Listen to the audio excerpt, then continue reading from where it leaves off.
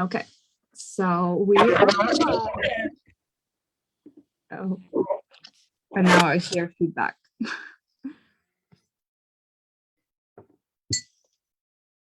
Okay, we are live. I think it's good. Can you hear me, Irene?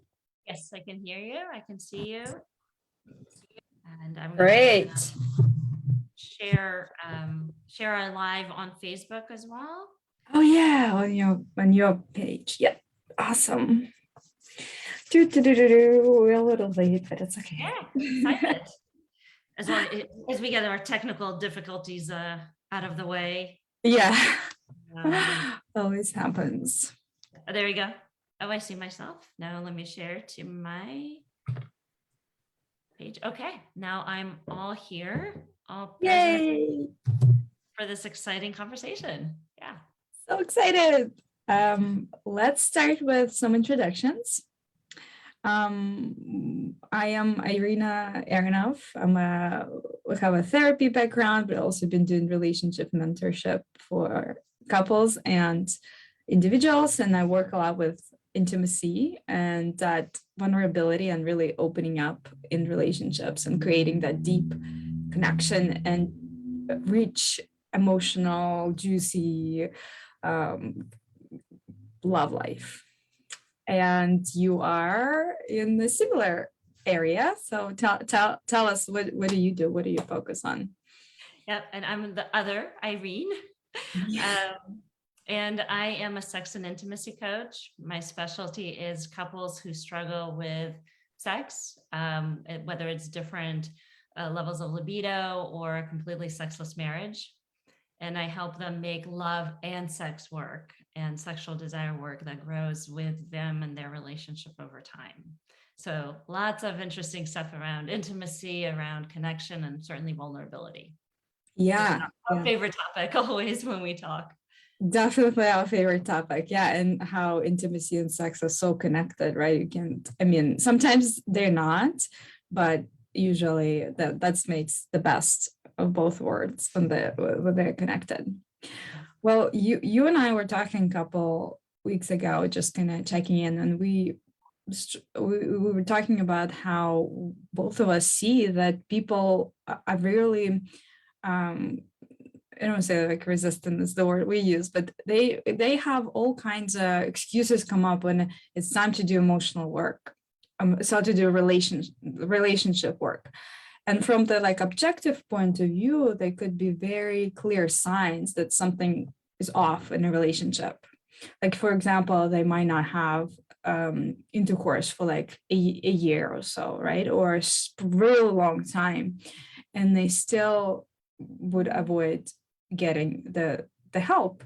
So I'm curious, like maybe we can start with like, what do we see? What kind of signs people have that clearly showing, if you remove emotional component, but clearly it could be signs that, okay, something's off in the relationship? Yeah, well, when it comes to sex, it's not that the problems start to happen when they have a sexless marriage. That's usually years down the line. But the trouble starts to happen when actually there's just a different level of interest or availability for sex.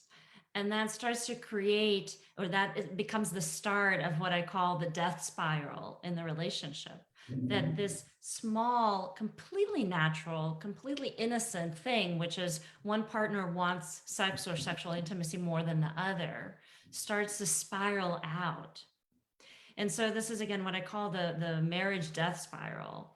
And that difference and that disconnect over knowing how to fix it starts to breed resentment. That's the first piece of that death spiral. And that resentment, it's almost like unescapable, because it will creep up. Like, no matter how good of a person you are, no matter how loving you are to each other, you're going to feel like you're not getting something that you need, or that it's not fair that you're not getting it, or that you're doing everything that you can and you're still not getting what you need, or that you're forced to do something that you don't want. And that resentment starts to show up in people's behaviors. Again, it's unescapable, but it shows up in the little criticisms that have nothing to do with sex, but maybe they have something to do with something in the kitchen or the bathroom, or the way your partner picks up the kids or manages money. So little criticisms, little slights, little jokes that are not actually funny, that are meant to poke. But it Which is starts, like right, which is like that resentment. Resentment is essentially has that anger, like it's a slight anger, like I'm not getting what I need. And I'm angry, but maybe I'm not allowing myself to feel that. So it's like this suppressed kind of like passive aggressive, like criticism is essentially the same energy vibration as anger, is just that suppressed kind of like sneaky, like, ooh, I'm gonna sometimes passive aggressive, right? Like not doing what you said you're gonna do, or slight jokes. That's sarcasm, right? That's also passive aggressive. Yeah, those like that's a sure sign that there is resentment underneath. And you mentioned not giving yourself permission to feel the anger. And in addition, not giving yourself permission to speak up, to address the problem. So it's like there's this fire that's starting inside, and we're like, nope, not gonna deal with it. I'm gonna be okay with it. I'm gonna put on a fake smile, or I'm going to just like resign to it. right, That doesn't go away. Yeah. And so it has to go somewhere, and it actually goes into the next step of the spiral. And by the way, I have the spiral in a long graphic, so whoever wants to check it out, it's on my website at irenefehr.com/10, number 10. Because there's 10 parts to the spiral. And the second one is adjusting our behavior based on this resentment, right? Because the resentment also feeds our sense of or our beliefs that we can't get what we need. That we're just all alone. No one cares about us. No one wants to give us what we want, or no one can give us what we want. And so what we end up doing is we either up the ante on the complaining to get our needs met, or we just withdraw and get our needs met by ourselves. I don't need you. I'm just going to do it by myself. Yeah. And then what then happens, because I tend to do that, like, oh, fine. Right? I really feel like heart closes. Like it's like this, I need this. Oh, I can get it. And now I'm like, fine. But it's fine with anger is resentment. Like, fine, I'm gonna do it by myself. But it's not like there's no love. Like the heart is like closing and moving backwards. Exactly, which is why this leads to picking on little stuff and getting into fights over nothing. Yeah. Because you're hardening and you're closing off. And so everything starts to bother you, both of you, and you're picking fights over the small stuff. Yeah. And I could tell right away there's like this irritation, right? Like this present that's like, and it comes out like anything can be a reason, sort of projected. This irritation gets projected in the different places. But we really, if we want to address it, we want to work with the core of it, right? Which is what you're describing. Right, because without touching on the core, this thing grows. So imagine this is a spiral that starts small at the top, and then it just kind of like spins out into bigger and worse loops. And again, this is what I see with all the couples that come to work with me. And this is what I see in my own life. When I don't address a problem, it spins out and it disconnects me and my partner.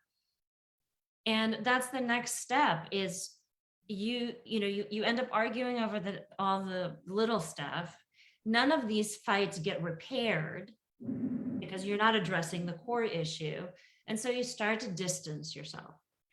And what I see with couples that work with around sex and intimacy is that it's starting to manage each other. We're starting to like, okay, well, I'm going to avoid these topics so that we don't get into fights, or I'm going to work late and not come home much. I'm going to Mhm. come home when my partner's in bed, so I avoid the fights.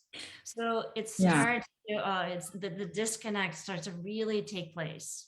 Yeah, other things that I see there is like kids started to sometimes kids feel that, and they would come into parents' bedroom and literally lay between them, and parents would feel a relief. So there's like this unconscious pull for the child to sort of come in between the parents, and so parents are like, well, the child is there, so of course we can, we can't have sex, would be intimate, but they don't realize that the child is responding to their sort of request of like, oh, we're uncomfortable, come, save us.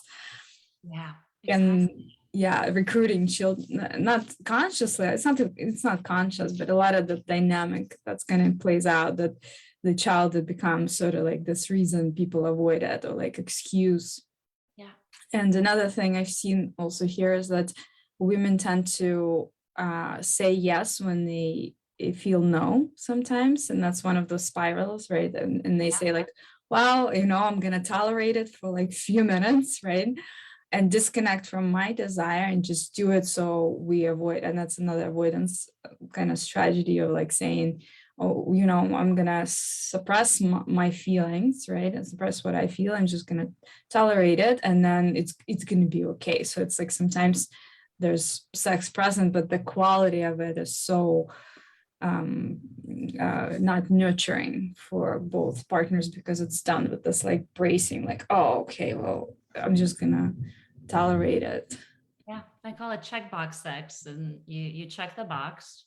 You send this message to your partner. Yeah, I'll give you what you want, but it comes from that still resentful place, because yeah, okay, I'll tolerate it, fine, but it's There's not. always resentment. Yeah, the price is always resentment. Yeah. Yes. And so Yeah. guess what? It adds more to the spiral. So you start to kind of like make it worse and worse. And with the distancing too, you start to walk on eggshells. So, like what I see, especially with women, is they want to control this dynamic. Like, I want to give sex when I want to. And so I'm going to avoid creating situations that send the wrong message. And that can look like not, for example, not walking around naked in the bedroom, or not taking a shower in the presence of a partner. Again, controlling the situation so that she doesn't invite him to something she doesn't want to do in that moment. Mhm. So, right, it's like closing off even more, managing the situation even more, controlling Yeah. the Mhm. situation. So that of course breeds more resentment, right? Adding Right. fuel to the fire. And even suppressing your own sexual energy, right? Like you don't want to feel sexual to invite that, and then women, well, since it happens most with them, become so disconnected from it, and then like, well, I feel tired, or I don't feel alive, and that's because they shut down the life force energy for a few years, so they don't have to deal with this problem. Yeah. And that makes it harder to have a full cup. It makes it harder to just be energetic for the rest of your life, for your kids, for your work, for your hobbies, for your business, whatever is happening. And so, of course, again, that breeds more resentment. It makes this even worse and worse. It's like the spiral gains momentum and force. Mhm. And then, again, you're with that, you're withholding more, closing you off more. And naturally, the avoidance piece and the denial comes in. And this is where I see a lot of couples finding new projects or new things to take on. So it could be focusing more on the kids, like hyper focusing, like my kids have sports, so I'm gonna like become the best helicopter mom around there, or I'm gonna take on more projects at work. And we started to do this for distraction, but also for external validation, because this whole spiral is the opposite of being validated, Mhm. right? It's like you feel worse and worse, and you feel like you know, you're not deserving of love, and you're not desired, or you're not appreciated in the relationship. So we seek that externally and get caught up in these external projects. I've seen couples renovate their house Mm-hmm. instead of working on the relationship, or having another child, or getting caught up in work. All these Mm-hmm. ways that we're unconsciously doing, because the number one need that we have with other people is to be validated, to be seen as important, to be appreciated, right? And Mm-hmm. appreciated and desired. Right, right. And I see it since I live in San Francisco Bay Area, and people just create such busy lives, right? And then they say we don't have time. That's like number one Yeah. thing. Well, there's all those activities and all this other stuff we need to do. We just don't have time. And it's like I was asking, well, so who created this life, and kind of turning back to them the ownership of that, like, well, who's creating this lifestyle, and who's creating the situation, right? And a lot of times it's that really not looking into the really what's happening. Yeah. And it becomes an escapism mechanism, Mm-hmm. because it's it's so hard to experience that at home, especially with someone that you deeply love, that you've created a life together, that you've created a family together. And so, sure, it's a lot easier to turn your attention elsewhere and to get that validation from elsewhere. But again, it's like it still feeds the spiral. The spiral takes on a life of its own. Yeah. And Yeah. the last three pieces are like, it's a very bad stage. So if you notice yourself hiding your relationship troubles from others, like you go parties and people ask, especially if you've maybe been seen as a successful couple in other people's eyes, you're like, yeah, we're great, we're fine, we're going on vacation, we're doing this with the house, but you're trying to hide the reality, even though you know the reality, but you're trying to hide it with this, the kind of the fake smile. So you're hiding this from family, you're hiding this from friends.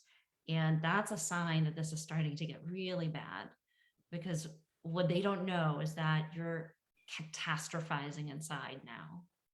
Mm-hmm. You're like, what's going to happen? Are we going to split up? Is this the last fight that my partner's going to handle? Is this the last fight that I can handle? And if we split up, like what's going to happen to me? What's going to happen to the kid? Right? It's just that this just takes on this new spin. And the last piece is the lack of trust. So you're catastrophizing, but now you're also wondering, like, is my partner watching porn, or is he really doing work? Is he really is he really having a meeting at work, or is he having something with someone at work? Or the reverse of the man questioning, is she seeing someone, if she's turning down my sexual advances, what's going on? And of course, when there's a lack of trust, or there's a loss of trust, you're at rock bottom. Mm-hmm. Mm-hmm. Really Yeah, that's your partner's. Yeah, it's really bad. that's probably the well, a lot of people do seek out help at that point, right? Or when it's like really bad and heading towards separation, or maybe one of the partners are already starting to think about, like, Yeah. okay, we're both unhappy, and is it really worth actually staying? And maybe kids are a little older and they really start to question, like, do I really even want to stay in this relationship? Yeah. That's probably the final round, right, of the spiral. And before that, there's a lot of disconnection, a lot of criticism and judgment both ways, a lot of like resentments, hidden resentments, and passive aggressive, like not really feeling connection and trust and that deep intimacy that you and I are both like kind of working on creating with couples, right? Exactly. And this breaks my heart because at least in my practice, I work with couples who really deeply love each other and really are committed to each other. And oftentimes they cannot stop the spiral. Like they're brilliant people, smart, successful in their careers. And like I said, the spiral takes a life of its own. And without help, they cannot stop it. Yeah, yeah, those patterns, that's also I see, because it's like people want to have good relationships. I do think we all want to be loved and intimate and really emotionally connected, and we just don't know, or we inherit these patterns from our parents, and if we never looked at them, they're running unconsciously creating our relationships. And there's absolutely nothing we can do, even with the smart intelligent people, because it's so unconscious. Those patterns are so deep in us, deeply ingrained, and really without stopping and looking at them, we are doomed to just be run by this dynamics. Yeah. And with you and I talked a little bit about like, so why is that just kind of playing with this, like, okay, yeah, for us, it's like, makes sense, right? Just do the work and you'll have the relationship that you want. Absolutely everybody's capable of that intimacy, deep love, connection, great sex. And yet so many people are not there. So what's really in the way, right? Like what is the main block that really prevents people from getting there and really getting the relationship that they really deserve? Yeah, and it breaks my heart knowing that how many people don't attempt to, and how many people also stop themselves where they kind of have this urge, but then they talk themselves out. Or they create the story that, okay, my partner is a problem, and sometimes, I mean, sometimes it is, right, and sometimes it's really they just, it's not that they are a problem, they just don't know, they don't have the tools. Yeah. Nobody is like a problem in itself, but it's more like they don't know how to get there. Yeah. And actually, around the being the problem piece is, I think traditionally we've seen therapy as a way to change each other to make it work. Mhm. And that is a really bad way to sell therapy or coaching, because wanting to change someone is at the core destructive and violent in nature, right? Yes. If we are framing it as that way, of course you're going to have resistance. No one wants to change. And right, it's like ensuring that people will resist that. Well, they feel it, right? As soon as there's like a desire for someone to change, they feel that, and there's absolutely the resistance right away. So they only, it's paradoxic, but the only way to allow a person to change is to remove any expectation Yeah. to change Or and demand. accept or Yeah. demand and fully embrace them where they are, how they are. So acceptance is like the first step, which is so hard to do because people want to change. But even if you do like individual work, if you want to change, first you need to accept where you're at.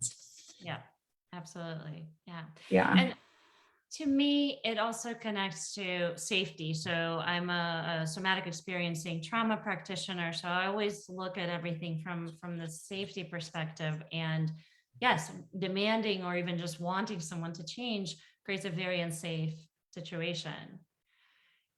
It just, again, naturally has people brace and resist. Like, I don't want that.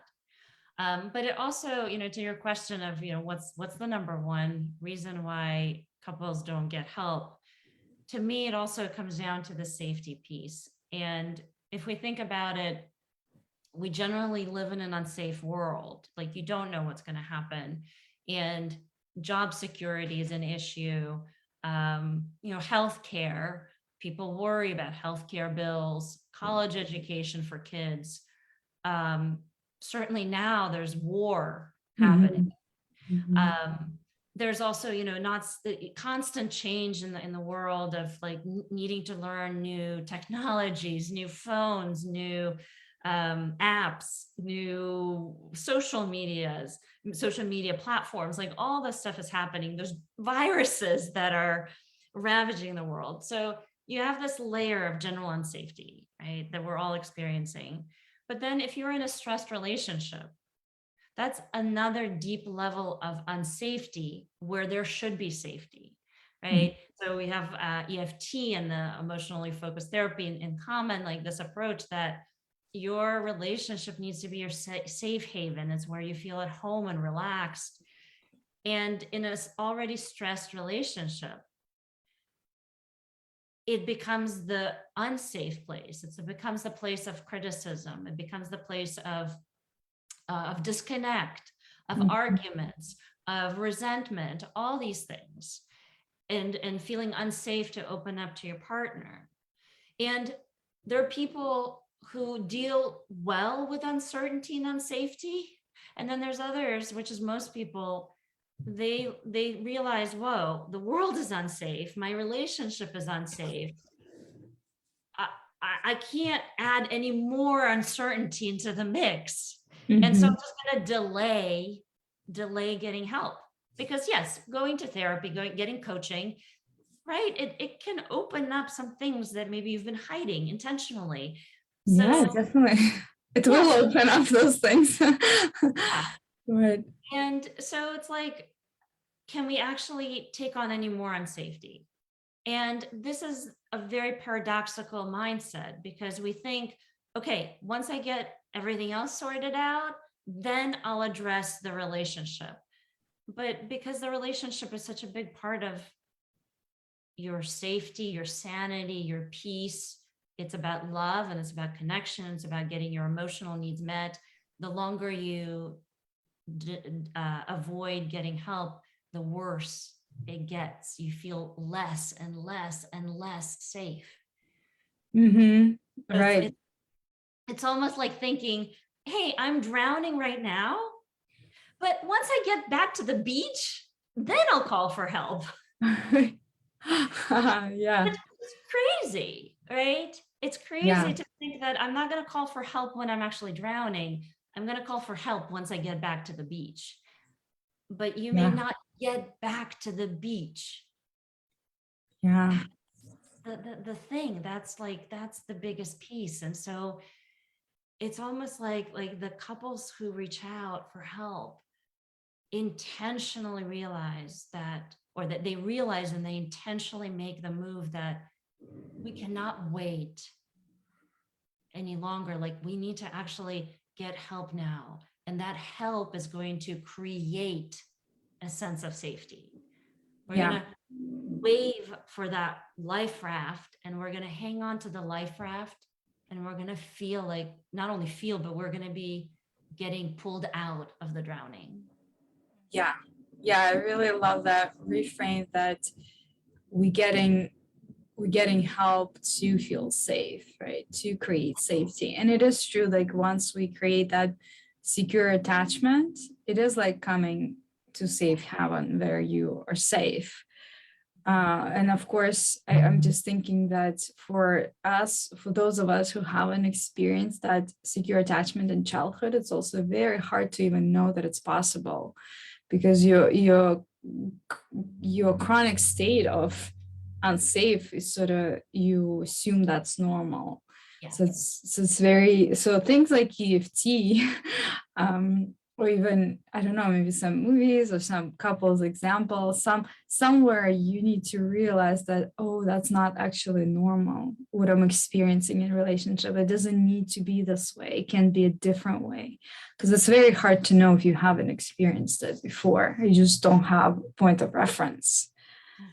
And I can speak to this from my own life experience, that I didn't see or experience many healthy relationships around me, family or friends, or movies, but that's damaging in and of itself, because it's too unrealistic. But it was after my divorce and after many years, I met a couple while I was still living in California, and they were just beaming, and they were so kind and loving and sexy with each other. And there was just this air of safety around them. And I was just completely assuming without any doubt that they're either newlyweds or they're just, in a dating stage. And I found out that they had been together for 9 years. And a light bulb went off in me that it was like, wow, that's what I want. I've never seen that in my life. And I have goosebumps even still thinking about that moment. But it was such an awakening in me, realizing like, wow, that's possible. And that's what I want. And Yeah. role modeling, whether it's from a real couple or from people like you and me who are doing this work. And I see this in my clients who graduate from my program. It's like, this is very possible. It's real. Yeah. Yeah. For me, it was actually when I did EFT training, emotionally focused therapy. That's the approach we both have in common. We use the framework, right? Attachment theory. And I was watching, they showed us videos of like old couples who were insecure attachment, and the way they talk about each other, I was like, I was in tears. Everybody was crying. It was so beautiful. There was like so much love and connection and respect, and it was just palpable. And actually, after that is when I got back home, and I was like, okay, we need to do some EFT to strengthen that, because there's a lot of love, but there's like very deep seated attachment and fears, right? You were talking about safety, and so that kind of relates to that feeling so afraid to rock the boat because you're already not feeling safe. You don't understand that actually getting help will create more safety. You just feel like it's going to be more unsafe. Yeah. And I remember like when we started therapy, for weeks I would feel anxiety before sessions. And it's not something even rational. It's just like the deep-seated anxiety from my belly, just feeling like we're gonna look at it, and I don't know what's gonna happen. So I guess having this framework and mindset of our adult conscious self that knows, okay, like we're creating safety, it's okay, can comfort that little pieces of inner child or little attachment. Anxiety, I have an anxious attachment style, so that's but yeah, it's intense. I so relate to people who don't want to look there, who don't want to do this work. It's actually like the feelings of unsafety and fear that come up with it are really intense. That's probably the most intense fears from our childhood when we were young and dependent on our caretakers, right? So it's feelings literally like you can die from it. That's how it feels. Yeah. And physiologically, it's the same experience in the body. It's the same, the fear feels the same, like it's a life and death situation. And reliving the possibility of the attachment wounds from childhood will feel like they're happening right now. They're affecting your body, like wounds might be being inflicted on your body if it was physical pain. So Yeah, it is very real. it is real. Yeah. And it does come up in this work. That's the thing. It gets uncovered so it can be healed and looked at. So, and it is an uncomfortable process, and yet once you're on the other side, it's all worth it. Yeah. Once you free it, because what people maybe don't realize is that those wounds and those fears, they still inside, they're still affecting us, and you're still experiencing that same pain.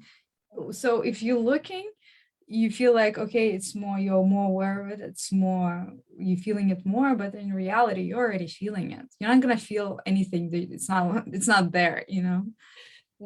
Yeah. And, for me in my practice, one of the most important things, considering everything that we just talked about, is creating an ultra safe space for clients to face this, because I don't want to add another unsafe space, right? Another like straw on the camel's back. Is that instead of it being a stressful place, I create like I said, ultra safe space where we build trust and build on connection, and there is a slowness. One of the things I learned through somatic experiencing is the power of taking it ultra slowly to create that emotional safety, right? So that it's like you take one step and you check in and see, do you feel safe here before you take the next one? That it's not like getting somewhere very fast, but really take it slowly so that the nervous system can adjust. Like, again, to this step, okay, I feel grounded, I feel safe. Look, I'm okay. Let me take the next one. And again, let me scan the environment. I'm safe. I'm okay. Like, even though I was vulnerable, but I made it. And then the next one, and then the next one. And eventually you can take much faster steps. But that process of going slowly and creating that secure attachment, even just within yourself, that secure base is super important, which is why I work with couples for at least a year. Because I want to give them the expectation and the space that, hey, I'm not gonna force you to run through this. There's no clock, and there's certainly no like no pacing that you have to do. Like no, it's the year is definitely a minimum, I would say, sometimes longer. So Often it's longer, but it's the minimum. This isn't like, oh yeah, we'll do this in a couple of sessions and you'll be done. That would be, I mean, maybe that would be great, but not possible, not really realistic. Staying with the in the work, it becomes deeper. I mean, me and my husband, we just completed 16 months of that process. So just, I mean, once you're on the other side, you're like, wow, it was all worth it. Like all that trauma that came up, it's all, it's much more integrated. But the process was really, really intense. So, it's like what you talk about, how reframing it, that it will create more safety in your life event, after that process, but it's giving that year to the work. And I tell my clients, and actually I don't tell them, I validate their experience, but when they commit to doing the work, and I take them through like a several step process to see if we have the right fit, and I take them through a roadmap session to lay out the roadmap into what they want.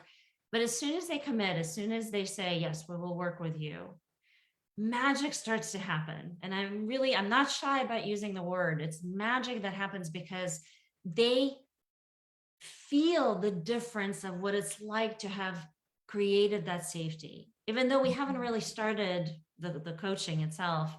But just the fact that they decided to do the work, they committed to it, they put down the money, they put down the stake in the ground, they feel empowered.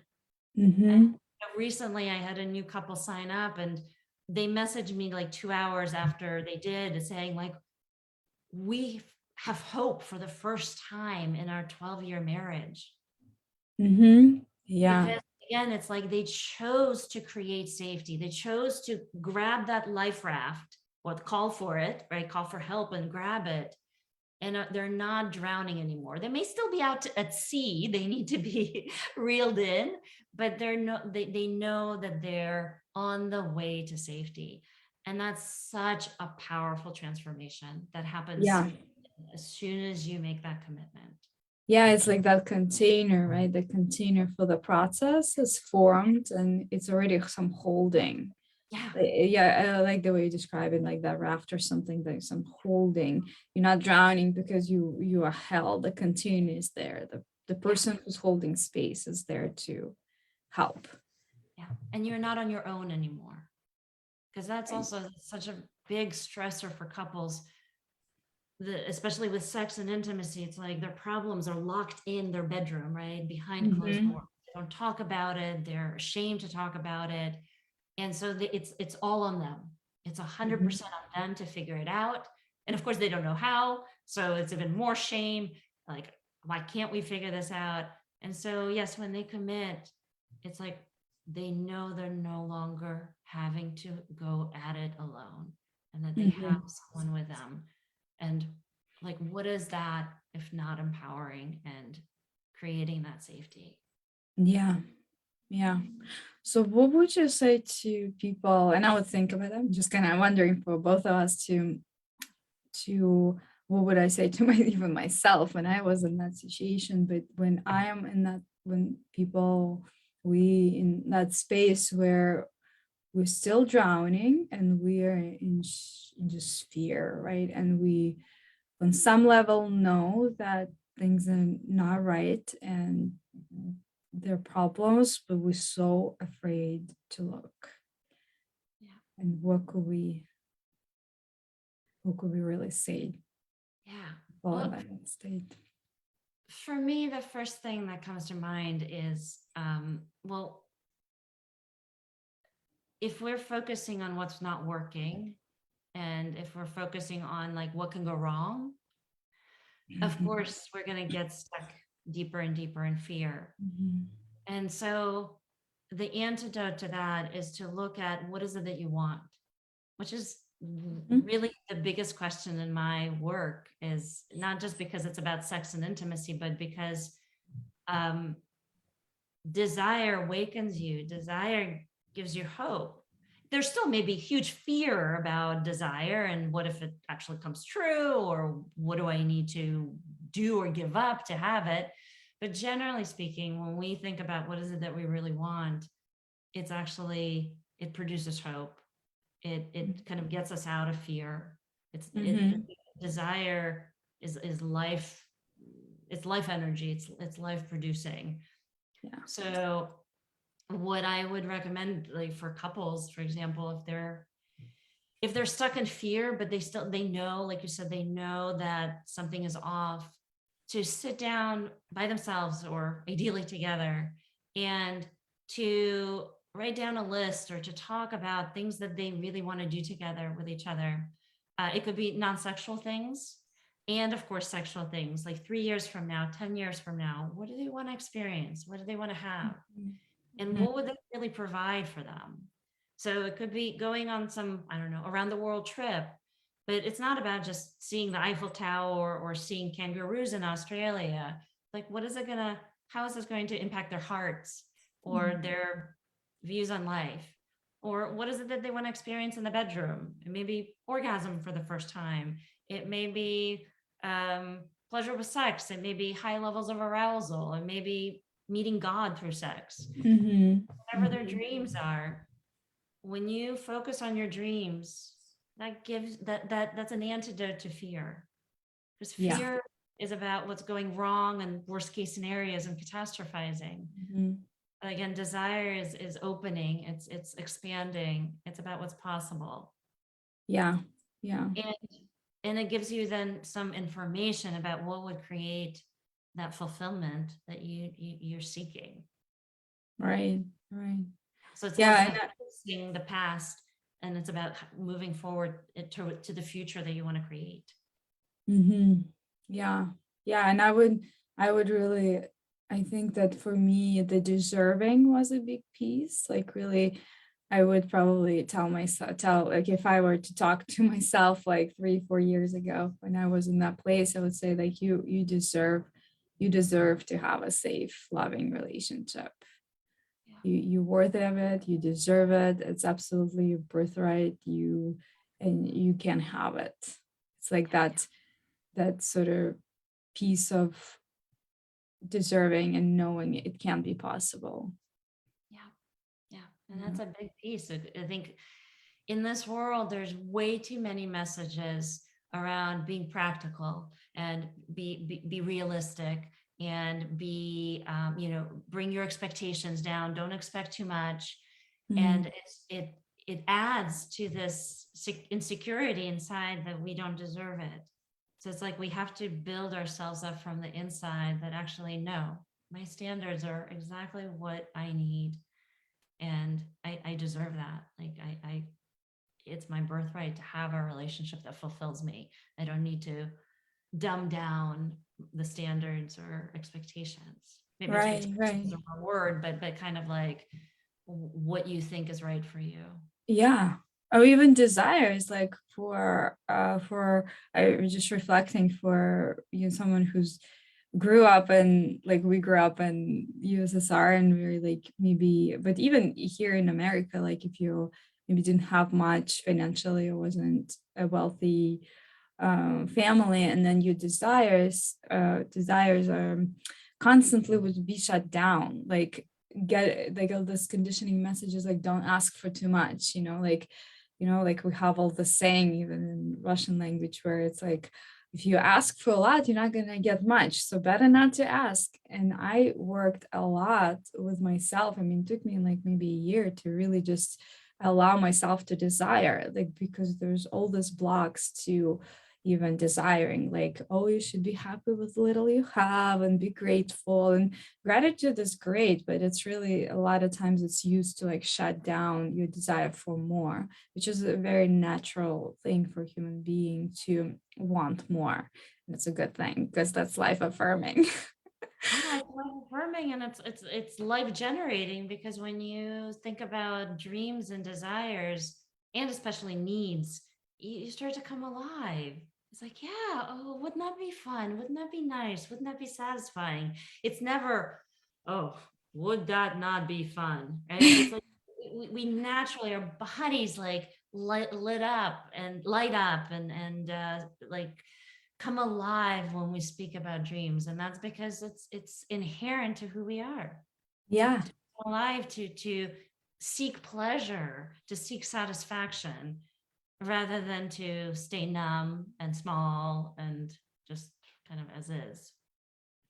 Yeah, so it's a lot of permission to have desires, to want more, to know that you deserve what you want. If there's that seed of desire in you, that's because it wants to come through, it wants to manifest, it wants to become your life. So shutting it down, you're shutting down your life force.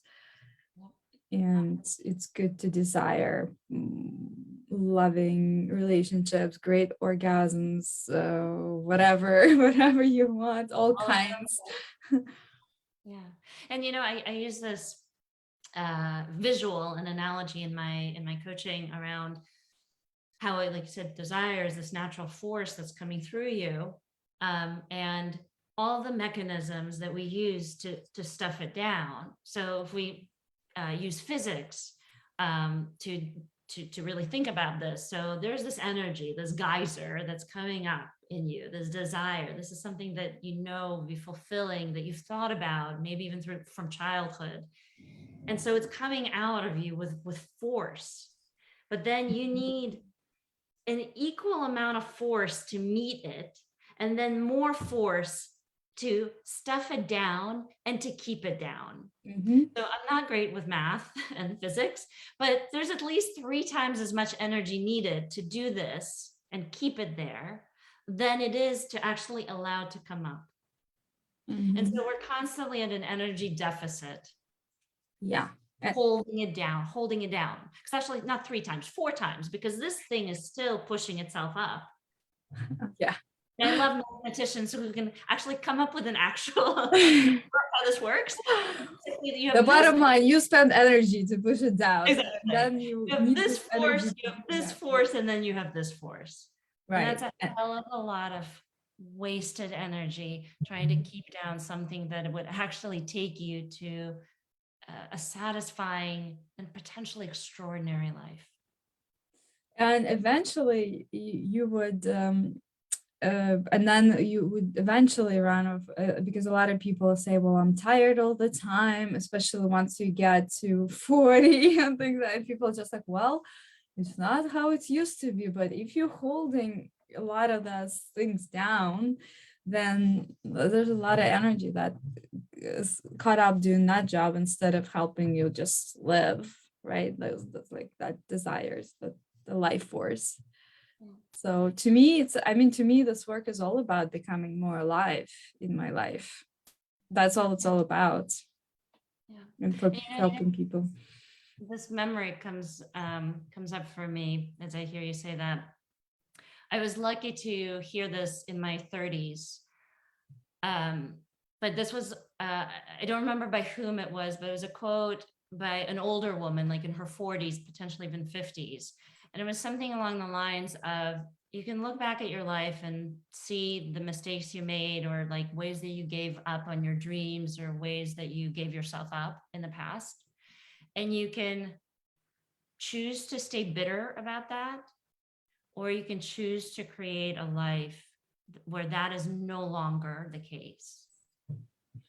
And I was definitely in my 30s very bitter about what had happened, and I gave myself up so much, and I gave up on my dreams, and I made other people responsible for my own giving up on my dreams and made it their problem. It was a mess. And yes, I was resentful and bitter, but I made that switch because I know I did not want to live the rest of my life in that bitterness. I wanted to live and thrive and become, more and more alive. Yeah. And that's a choice. Again, it's for me, safety is important, but I also like person who's more tolerant of uncertainty. And so for me, it was a no-brainer. I was like, to me, staying in that is unsafe. Yeah. Staying in that is I can't bear that. And so I'm grateful whoever said that, or whoever's quote that was, because that really helped me make the choice to create a life that I really want. Yeah. Yeah. And you mentioned something about the choice, and then I find it more and more that ability to take ownership for your life, to see that you sort of, your life reflects your inner world. That's more and more, that's what's going to create change, because unless you're stuck, until you realize that if you're stuck in a blame pattern, and like you said, this bitterness and resentful because you made me do this, and a lot of people feel that towards their partner, they making me do this. That's the first thing they're gonna untangle. It's like ownership, radical ownership and responsibility for the life that you have. Yeah. And it starts with that safety piece, like taking ownership of that safety. I'm not gonna wait for safety to happen. I'm going Yeah, and how can I create my own safety within myself? Because once I have that, I can tolerate so much more. Yeah. And that goes to the relationship. How can we create that safety, that container where we can come closer together again? Yeah. Sometimes it's the first time. Right. So for you, it's like more, is it both inside oneself with, because I know I do with, trauma work, it's like the safety inside yourself. It's like actually like connecting to your body and realizing your body is safe, because if people had trauma, their body is unsafe, like being in the body is unsafe. So that's probably the piece where we can create that in ourselves, right? Like working with the body somatically, regulating nervous system, all that good stuff. And also in relationship, right? The making it free from criticism, things like that, right? Is that, I'm curious how you create safety there. And well, so much of it is in the process. Like I said, just taking it slow. And I don't ask questions about childhood or have people go into everything that's not working. So in a way, it's focusing on the connection between me and potential clients to for them to feel heard and understood, and not to recreate some of the trauma patterns. But certainly in the process itself, it's both. It's kind of like a dialectical process where we first focus on the couple's work. So this is where EFT comes in, and starting to create dialogue that's free of criticism, that's focused on desires and to connecting with each other, which makes the home environment feel safer. And then swinging over to, okay, well, what do you need individually, so that you can tell your partner what you need. And so then you feel safe in the relationship, you get in touch with yourself, and then it's just this back and forth. But here it's an upward spiral of just feeling safe within yourself. And I'm a strong believer, and not just a believer, I see this in myself and my clients. we have the information we need inside of us, that our bodies and, even our minds, like, we know what's true. We just need to remove those stories that tell us what's actually true for us. And so I tap very much into each person's truth and really their desires, and let that be the information that leads them to thriving. Really, like, listening to your own body, listening to your own desires, trusting them. Because we all know, so many people come to me and say they don't know what they want, but as soon as we dig deeper, they do know. It's just that They there's do. an avalanche of other stuff completely burying their truth. Yeah, it's like that example I use, and I have, little kids. So I say, well, at 2 years old, everything, like, you won't find a 2-year-old. I mean, unless there's already trauma before that, but like a very vibrant, alive 2-year-old knows what she wants. Yeah. So it's not possible that you don't know what you want. It's just because after that age, usually 2, 3 years is when the will is strong and everybody knows what they want. But it's like I read it in a book recently. It's like the king, the queen, a 2-year-old, she's alive. But then for a lot of us, they die pretty early, by 5. Sometimes it's squished down, that's vibrant, like, knowing. And so it's all untangling those trauma and permission, and having permission to know and to follow your own, right, that movement from within, like you were beautifully describing. Yeah, it's a process of unlearning. Yeah. Yeah, and reconnecting to what is already there. Exactly. Because we're, from the trauma trainings that I've done, somatic experiencing in particular, I've witnessed, again, with myself, with others in the trainings, with clients, like the wisdom, the sheer amount of wisdom we have in our bodies. They know exactly what we need to thrive because they're wired for it.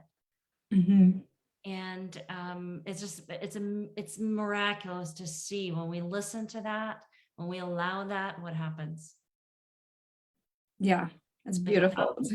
A flowing of energy and emotions, and with couples connection, like seeing the love, literally seeing the love flowing between them. Yeah, it's all around removing those blocks, really, to that, removing blocks to that, which is a lot of conditioning and traumas, and which is again the opposite of what I mentioned before, that people think that therapy is about changing yourself. And yeah, sure, there's some change happening when you're unlearning things, but it's actually coming back to you. Yeah. And peace, that's beauty, that's safety that we're all craving. Yeah. And that's kind of exactly the topic for my class that I'm gonna do on Friday, which is titled "When Your Partner Don't Change and What to Do." But it's all about coming home to yourself. Like, it's instead of focusing on your partner and changing them, what about, you doing your work? And I believe it does create a shift when even one person in a relationship comes back to herself, himself, and start focusing and loving and starting that change. And then the sort of the domino effect takes place. Yeah. So that's going to be interesting. I'm teaching that on Friday, and actually what you said, I'm gonna use that, because I totally, it starts with acceptance of your partner, how they are. And some people might not want to hear it, but yeah, but that's really the key, and it creates such a release, right? Like, it's like this like, you change, you should change, you're wrong, you're doing this wrong. And then it's like, yeah, the finger, the pointing. And then when it's released, there's already space. If even one person does it, there's already space in a relationship. And it's just, a lot of people feel like, no, you should do it first. Why I should do it? You should do it. Yeah. That creates the cycle. Yeah. And ultimately, when you do it, it benefits you. I Yeah, mean, you do it for yourself. yeah, you can not do it out of spite for someone else, but that Right. only hurts you. Yeah. Yeah. Right. So So, it's all about like turning around and reconnecting, okay, with yourself and doing your own work. yeah, and your desires. So kind of Mm. going back to that, and like how important it is if you're stuck in fear, if you're stuck in uncertainty, to connect to what is it that you want. And you Mhm. may not necessarily have big, like you may not articulate it very clearly, but just start with this question: what do you want? Whether Mhm. you're one person or you're doing it as a couple, connect with what kind of things do you want to do together, and Yeah. let that positive energy, but like genuinely positive, enlivening energy of desire, connect you to hope, connect you Mhm. to empowerment, that sense of like, okay, we want this. We can do it with, we can reach out for help. We can do it. We don't have to do it alone. It is Yeah. possible. Yeah. Yeah. I think it might be a beautiful place to end since we've been going for an hour. And it's such a great conversation, but it's really, I'm really doing this for myself right now. Yeah, like what if we spend some time even after this to really just dream about like what do I want, to like really connect to that, like how do I want to spend my time in a relationship even like this week. Yeah. Yeah. Yeah. Yeah. And a lot of affirming that. I mean, for me, I already feel like I deserve it, but it took some time to get there, that I deserve to know my desires and also actually real like create them, Yeah. Fulfill them. Yeah. fulfill them. Yeah. Well, thank you so much. Well, I'll have your website. You do, you do programs, year-long programs, so people can find you, and you have a lot of good stuff on your website. Um, yeah, I'm gonna recommend. I recommend you to some people I know. So I think Irene does great work. Yeah, and I'm gonna do this free class on Friday that everybody's welcome to come. It's gonna be on Zoom. I'm gonna just post a link, and it's about how can I do your own work if your partner is not on board. But it's kind of what we talked about acceptance and focusing on yourself and your desires. Thank you so much for this conversation. I really love the safety aspect, and that's what I'm kind of taking away. So thank you so much. Yeah. Thank And you. This was a wonderful conversation, super rich yeah, and enlivening too. Uh, not that I need more excitement about my work, but I'm just like, oh my God, I'm so grateful I get to do this, I because know. I I mean, like know. maybe I'm a sex and intimacy coach, but really I'm in the business of creating hope and dreams coming true. And Yeah, wow, right? I get to do. yeah, yeah. And for me, it's like deserve. I guess because of my own journey, it's like just knowing that you deserve it, and there's that you're worthiness. I work a lot with that, and just knowing that you're worthy of life of your dreams, a relationship of your dreams. That's like so, like yay! Those are really good. Thank you, Irene. It's always a pleasure, and so we'll stay connected. Let's see what Okay. comes up. All right, Bye. bye everyone who's watching. Hope you enjoyed it. Any Bye. questions you can post in a comment section. We'll get back to you. Bye, Irene. Bye. Bye. Finding.